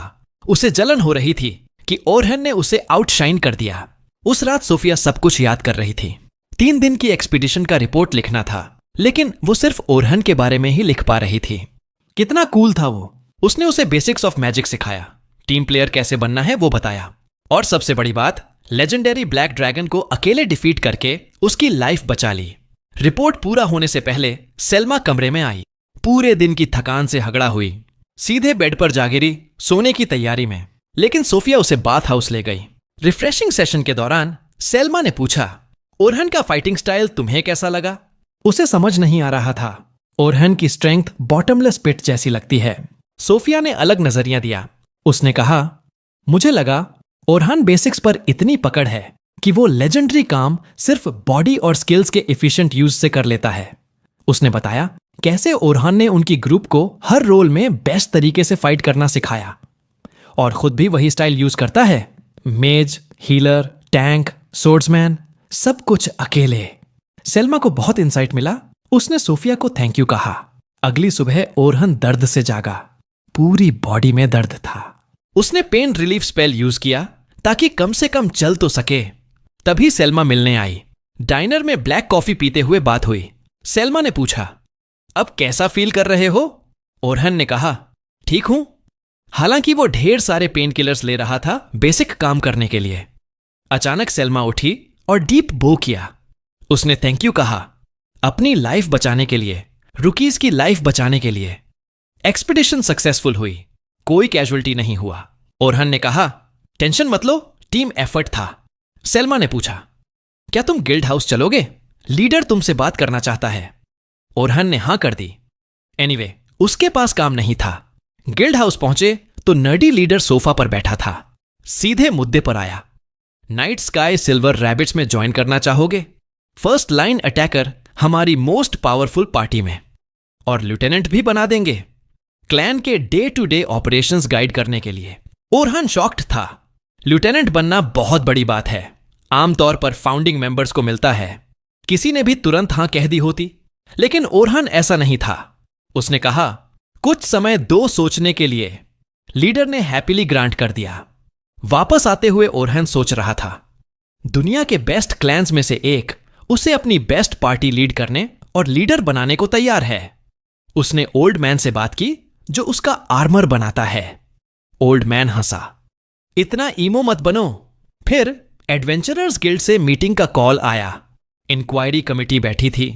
गिल्ड मास्टर ने पूछा, क्या सच है ब्लैक ड्रैगन 50th फ्लोर पर अपीयर हुआ और तुम अकेले फाइट कर रहे थे? ओरहन ने हां कहा। डेरेरिक ने अपना मुंह खोला, हमने पहले वीकन किया था, ड्रैगन भागा, ओरहन ने बस किलिंग ब्लो मारा, और यह भी कहा, शुक्रिया मानो, हमने तुम्हारी लाइफ बचाई, ओवरनाइट फेमस बना दिया। ओरहन ने कहा, अपने इडियट माउथ्स बंद करो। डेरेरिक गुस्से से खड़ा हुआ, लेकिन लूना ने कहा, बैठ जा, एस डाउन। ओरहन ने ओलिवर की तरफ मुड़कर पूछा, फ्लोर 92 पर डायरेक्टली क्यों गए? न्यू एन्चेंटर हायर करके? क्या कॉकी हो गए थे क्योंकि कई बार गए थे वहां? ओरहन बोला, मैंने कई बार वॉर्न किया था, हम स्ट्रांग इनफ नहीं हैं। हम हमेशा बेयरली क्लियर करते थे। ग्राइंड और करना चाहिए था। कई बार टीममेट ऑलमोस्ट मरते मरते बचे थे।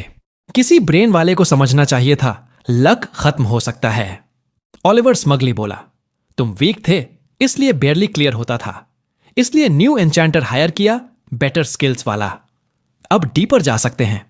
ओरहन ने कहा, अब फायर्ड होने से गुस्सा नहीं है, गुस्सा इस बात से है कि तुम एन्चेंटर्स को रिस्पेक्ट नहीं देते। एन्चेंटर का काम सुपर इजी नहीं है। हर टीममेट का बफ टाइमर अलग होता है। एन्चेंटर को हर एक याद रखना पड़ता है, टाइम पर कास्ट करना पड़ता है, कमांड देना पड़ता है, बैटल एनालाइज करना पड़ता है। सेल्मा बाहर गार्डन में बैठी सब सोच रही थी। उसे ओरहान जैसा पार्टी मेंबर चाहिए था, लेकिन क्या ओरहान अब टीममेट्स चाहेगा प्रीवियस पार्टी के बाद? वो सोच रही थी, ओरहान को टीममेट्स की जरूरत भी है क्या? वो तो वन मैन आर्मी है। ब्लैक ड्रैगन फाइट में जब उसने बफ देने की कोशिश की, ओरहान ने मना कर दिया, मत करो, थ्रो ऑफ हो जाऊंगा। सोफिया, लोगन और कैरल दौड़कर आए। ओरहान कहां है? गिल्ड ज्वाइन करने की बात करनी है। सेल्मा ने कहा, शक है, ओरहान को टीम चाहिए, हम सब वेट डाउन करेंगे। लोगन बोला, पता है, लेकिन एक दिन फाइट करते करते हम स्ट्रांग हो जाएंगे। वो हमें कॉमरेड्स मानने को मजबूर हो जाएगा। सेल्मा को नया नजरिया मिला। उसने कहा, गिल्ड हाउस पर मिलेगा। बच्चे दौड़ पड़े। ओरहान गिल्ड से निकला। बिजी स्ट्रीट पर सोफिया और गैंग दौड़ते हुए आए। ओरहान समझ गया, तुरंत नियर बाय एली में डक कर गया और भागा। मैजिकल ब्लॉक्स पर जंप करके ओल्ड मैन स्टोर में छिप गया। ओल्ड मैन हंसा, बच्चों से डर रहे हो? ओरहान बोला, नहीं चाहता उन्हें सैड करूं कि पार्टी ज्वाइन नहीं करना। ओल्ड मैन बोला, तुम्हें पता है, तुम्हें बिलोंगिंग चाहिए, अकेले मत करो सब। उस रात ओरहान क्लिफ पर गया अकेले सोचने। तभी सोफिया मिली। ये मेरा फेवरेट स्पॉट है, मून बहुत क्लियर दिखता है। सोफिया ने बाव किया, थैंक यू लाइफ बचाने के लिए। फिर बोली, night sky silver rabbits join कर लो, तुम्हारे साथ और काम करना चाहती हूं। ओरहान ने जवाब नहीं दिया, उल्टा पूछा, गिल्ड तुम्हारे लिए क्या है? सोफिया बोली, घर है, यहां बिलोंगिंग फील होती है। ओरहान का दिल छू गया। उसने डिसीजन ले लिया। अगली सुबह नर्ड लीडर से मिला। ऑफर एक्सेप्ट करता हूं। सेल्मा हाइडिंग से निकली, कांग्रेट्स किया, यूनिफॉर्म दी। बाहर सोफिया और बाकी दौड़कर आए। सच में ज्वाइन किया? ओरहान मुस्कुराया, और एडवेंचर्स के लिए एक्साइटेड हूं तुम सबके साथ। एक रात बाद उसे चाइल्डहुड का ड्रीम आया। ओलिवर से फाइट कर रहे थे। ट्रेनर शार्प आइज से देख रहे थे। ओलिवर टेंस था, फुल पावर से अटैक कर रहा था। ओरहान इजी ले रहा था, लेकिन डिसआर्म्ड हो गया। जमीन पर गिरा, मुस्कुराया, तुम बहुत स्ट्रांग हो, मैं हार गया। ओलिवर गुस्से से बोला, झूठ बोल रहे हो, तुम पहले मुझसे स्ट्रांग थे। ओरहान बोला, अब नहीं हूं, तुम मुझसे आगे निकल गए। ओलिवर गुस्से में चला गया। सिल्वर हेयर्ड गर्ल सियोन दौड़कर आई। ठीक हो? ओरहान मुस्कुराया, ठीक हूं, लेकिन एम्बैरेसिंग है, तुमने देख लिया। सियोन बोली, हीरोइकली लड़े, बहुत कूल लग रहे थे। मुझे पता है, तुम ट्रू स्ट्रेंथ दिखाओ तो क्या कर सकते हो। ओरहान बोला, अब नहीं कर सकता, हार्ट वीक है, बॉडी नहीं झेल पाता। सियोन ने प्रॉमिस किया, एक दिन हेल्प करूंगी डील करने में। लेकिन जैसे एप्स्टीन फाइल्स, वो बातें रिडैक्टेड हो गईं उसकी मेमोरी से। क्या प्रॉमिस था? वो एक थे। कहां गई सियोन? कुछ याद नहीं। दूसरी तरफ किंगडम में सियोन जिंदा है, कल्ट में है, 3 लोगों की पार्टी लीड करती है। 5 स्ट्रॉन्ग एडवेंचर पार्टीज को काट डाला, सिर्फ इसलिए कि वो कल्ट फैक्शन में नहीं थे। सब मर गए तो आगे बढ़े। तभी व्हाइट रोब्स वाला आदमी आया। कल्ट लीडर्स को खबर मिली है, नॉर्दर्न किंगडम में अननोन गाय ने ब्लैक ड्रैगन अकेले डिफीट किया। जाओ, इन्वेस्टिगेट करो, कल्ट में लाने की कोशिश करो, रिफ्यूज करे तो इमीडिएटली किल कर दो। सियोन सोचने लगी, ओलिवर तो फेमस है, अननोन नहीं हो सकता। फिर कौन? लेकिन मैटर नहीं करता, अगर अपोज करेगा तो किल कर दूंगी। और वो अपनी पार्टी के साथ मूव करने लगी। उत्तर की ओर के किंगडम की तरफ जा रही है, ये जानते हुए भी नहीं कि जिसे मारने जा रही है वो कोई और नहीं बल्कि उसका बचपन का दोस्त ओरहान है। उसकी पार्टी में पिंक हेयर्ड लड़का कहता है कि नॉर्दर्न किंगडम अभी भी चर्च के कंट्रोल में है, इसलिए बहुत सावधान रहना पड़ेगा। अगर पकड़े गए तो ज्यादातर डंजन में डाल दिए जाएंगे। हीरो मानती है कि चुप रहना होगा और अंडरकवर रहना होगा, लेकिन साथ ही इस मिशन को लेकर उसे अजीब सी फीलिंग हो रही है। वो चाहती है कि ये जल्दी खत्म हो जाए। वो उस हिस्से में जाना ही नहीं चाहती। बात ये निकलती है कि बचपन में वो ओरहान से प्यार करती थी। चर्च के बूढ़ों ने उसे इतना स्ट्रेस दिया कि उसने खुद को खत्म कर लिया, ऐसा उसे बताया गया था। जब ये खबर मिली तो उसका दिल जम गया। उसने ओरहान से जो वादे किए थे, हमेशा साथ रहेंगे, हमेशा साथ लड़ेंगे, सब याद आए। उस दिन वो बहुत रोई, इतना गुस्सा आया कि खून ठंडा पड़ गया। उस दिन के बाद वो कभी पहले जैसी नहीं रही। तब से उसने ठान लिया कि चर्च और उसके लोगों को बर्बाद करके रहेगी, जिन्होंने ओरहान को मौत की ओर धकेला। दूसरी तरफ ओरहन नाइट सिल्वर रैबिट्स के सीनियर मेंबर्स की मीटिंग में है। नर्ड फोर आइड लीडर सबको इंट्रोड्यूस करता है और कहता है कि ओरहन की वजह से एक्सपीडिशन सक्सेसफुल हुआ। वो अकेला ब्लैक ड्रैगन को मारकर सब रुकीज और गाइड्स को बचा लाया। लीडर कहता है कि वो ओरहन की एबिलिटी पर भरोसा करता है, इसलिए उसे लेफ्टिनेंट का रैंक दे रहा है, ऑल्बर्ट की जगह, जो पिछले साल उसी ड्रैगन से लड़ते हुए मर गया। कहता है अगर किसी को प्रॉब्लम है तो अब बोल लो। एक बूढ़ा आदमी बोलता है कि उसे ओरहन से लेफ्टिनेंट बनने में कोई दिक्कत नहीं, लेकिन पूछता है क्या ओरहन को पता है लेफ्टिनेंट बनने का मतलब क्या होता है? क्या वो सही डिसीजन ले पाएगा? लेफ्टिनेंट बनने के बाद सिर्फ अपनी जान नहीं, पार्टी मेंबर्स की जान भी उसकी जिम्मेदारी होगी। क्लैन से बहुत सारी लाइव्स जुड़ी हैं। क्लैन मेंबर्स के लिए तो क्लैन ही सब कुछ है, इसलिए डिसीजन हमेशा क्लैन के फायदे में लेना चाहिए, चाहे खुद को कितनी भी तकलीफें हो।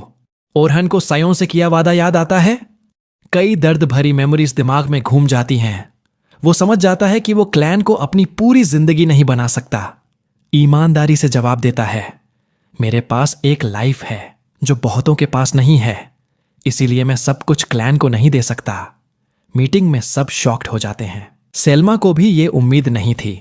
बूढ़ा गुस्से में चिल्लाता है, क्या तुझे पता है ये बात तुझे क्लैन मेंबर होने के लायक भी नहीं छोड़ती? लेफ्टिनेंट की तो बात ही छोड़। फिर पूछता है, तू यहां क्या कर रहा है? ओरहन कहता है, मैं यहां इसलिए हूं क्योंकि मैं उन सबको प्रोटेक्ट करूंगा जिनकी मुझे परवाह है। सेल्मा समझ जाती है कि ओरहन को क्लैन से मतलब नहीं, क्लैन के मेंबर्स से मतलब है। बूढ़ा अभी भी कंफ्यूज्ड है। ओरहन साफ साफ कहता है, मैं अपने कॉमरेड्स को प्रोटेक्ट करने के लिए सब कुछ करूंगा, बस इतना ही प्रॉमिस कर सकता हूं, नथिंग मोर नथिंग लेस। बूढ़ा आखिरकार मान जाता है। नर्ड वोट लेता है जो ओरहन को लेफ्टिनेंट बनाने से ओके हैं। लैंडस्लाइड विक्ट्री होती है। ओरहन अब नाइट सिल्वर रैबिट्स का लेफ्टिनेंट बन जाता है। सेल्मा उसे कॉरिडोर से गुजारकर फर्स्ट यूनिट के पास ले जाती है, लेकिन रास्ते में एक लड़की पीछे से सेल्मा को बुलाती है, कहती है न्यू लेफ्टिनेंट से बात करनी है। सेल्मा मुस्कुराती है और इंट्रोड्यूस करती है, ये स्टेला है, मैनेजमेंट डिवीजन में है। स्टेला पूछती है, क्या तुम दूसरों को सिखाने में अच्छे हो? एक नई पार्टी है जिसकी मदद चाहिए। सेल्मा कहती है, अच्छा आइडिया है। ओरहन पूछता है, यूनिट 1 को प्रॉब्लम तो नहीं होगी? सेल्मा कहती है, टेंशन मत ले, हीरोज पार्टी की तुलना में तुझे बहुत फ्री टाइम मिलेगा। स्टेला कहती है, मटेरियल्स भेज दूंगी, और भाग जाती है। सेल्मा उसे एक रूम में ले जाती है जहां फर्स्ट यूनिट मिलती है। सब टेबल के चारों तरफ बैठते हैं। ब्लू हेयर्ड गर्ल पहले इंट्रोड्यूस होती है, मैं रेन हूं, मेज हूं। हीरो नोटिस करता है कि पार्टी में सबसे बड़ी उम्र की है, लेकिन उसमें कोई खास बात नहीं दिखती। रेन इनसिक्योर हो जाती है। फिर ब्लॉन्डी बोलती है, मेरा नाम ओटिस है, हीलर हूं। आखिरी में टॉल सिल्वर हेयर्ड लड़का, मेरा नाम विल है, डिफेंडर हूं और टैंक जैसा एक्ट करता हूं। आखिर में हीरो सेल्मा की तरफ देखता है। सेल्मा फिर से फॉर्मली इंट्रोड्यूस करती है, मैं सेल्मा हूं, एन्चेंटर और पार्टी लीडर। हीरो समझता है कि अब ये लोग उसके कॉमरेड्स इन आर्म्स हैं, लड़ेंगे उसके लिए, मरेंगे भी अगर जरूरत पड़ी। फॉर्मेलिटी के लिए वो भी खड़ा होता है, कहता है, मैं ओरहन हूं, फ्रंटलाइन अटैकर हूं। विल मुस्कुराता है और कहता है, एल्बर्ट के जाने के बाद मैं अटैकर का रोल फिल कर रहा था, लेकिन अच्छा नहीं हूं उसमें। सेल्मा कहती है, इतना फॉर्मल मत हो, रिलैक्स कर। लेकिन विल बैठने से पहले पूछता है, ब्लैक ड्रैगन को कैसे मारा? सेल्मा देखती है ओरहन कंफर्टेबल नहीं है, कहती है, अगर नहीं बताना चाहते तो मत बताओ। ओरहन कहता है, पार्टी मेंबर्स को पता होना चाहिए ताकि सेम पेज पर रहें। कि वो एक्सप्लेन करता है, कहता है, ड्रैगन को अकेले मार पाया क्योंकि 2 ओरिजिनल स्पेल बनाए थे। रेन शॉक्ड हो जाती है कि ओरिजिनल स्पेल्स बनाए हैं। ओरहन आगे बताता है, पहला स्पेल है इम्पैक्ट, जो किसी भी इक्विपमेंट या मैजिक का इफेक्ट 100 गुना बढ़ा देता है। दूसरा स्पेल बफ्स को मल्टीपल टाइम्स बूस्ट करता है। ड्रैगन फाइट में अपने बफ्स को 32 बार मल्टीप्लाई किया था। रेन और ओटिस दोनों शॉक्ड, कहते हैं, ये स्पेल तो किसी के सामने भी ह्यूज एडवांटेज देगा। ओरहन कहता है, ये स्पेल सिर्फ खुद पर यूज कर सकता हूं। यूजर पर स्ट्रेस बहुत ज्यादा है, लंबे समय तक नहीं सस्टेन कर पाता। ड्रैगन फाइट भी लंबी चली और अंत में हालत बहुत खराब हो गई थी। ओटिस पूछती है, इतना स्ट्रांग हो तो किसी भी रोल में फिट हो सकते हो। ओरहन बताता है, एडवांस्ड मैजिक यूज नहीं कर पाता, चाहे कितना भी कोशिश कर लूं, सिर्फ मिड रैंक्ड मैजिक ही आता है। सब हैरान। सेल्मा पूछती है, कैसे पॉसिबल है? तुम तो इतना मैजिक जानते हो कि ओरिजिनल स्पेल्स बना लिए। ओरहन नीचे देखते हुए कहता है, मुझे भी नहीं पता क्यों एडवांस्ड मैजिक नहीं आता, लेकिन ओरिजिनल स्पेल्स इस कमी को कवर कर देते हैं, इसलिए बेकार नहीं हूं। सेल्मा कहती है जल्दी डंजन में जाएंगे ताकि टीम प्रैक्टिस हो और ग्रूव में आ जाए। ओरहन कहता है पहले सोर्ड चाहिए। रेन सरप्राइज्ड, अभी तक नया सोर्ड ऑर्डर नहीं किया, कई दिन लगेंगे बनाने में। ओरहन कहता है of the shelf sword he use करता हूं, स्टोर में जाकर खरीद लूंगा। सब shocked, dragon slayer newbie adventurers वाली सोर्ड यूज करता है, कस्टम नहीं। सब उसे क्लैन के ब्लैक स्मिथ के पास खींच ले जाते हैं। ब्लैक स्मिथ कहता है ओरहन जैसे कैलिबर के लिए डीपेस्ट डंजन लेयर से आइटम चाहिए। ओरहन कहता है टेंशन मत लो, कुछ आर्टिफैक्ट्स निकालता है डीप डंजन से लिए हुए, जिसमें ब्लैक ड्रैगन की स्केल भी है। पूरी पार्टी फ्रीज हो जाती है। ओरहन को रियलाइज होता है गलती हो गई, पुराना जख्म खुल गया। उन्हें याद आ गया कि ब्लैक ड्रैगन ने उन्हें हराया था और डियर पार्टी मेंबर खोया था। ओरहन माफी मांगने लगता है। रेन पीटीएसडी से रिकवर होती है और कहती है ब्लैक ड्रैगन स्केल से सोर्ड बनेगा जो ड्रैगन स्लेयर के लायक होगा। और यही वीडियो खत्म होता है। लाइक और सब्सक्राइब करना मत भूलना चैनल को। Thanks for watching, next time मिलते हैं।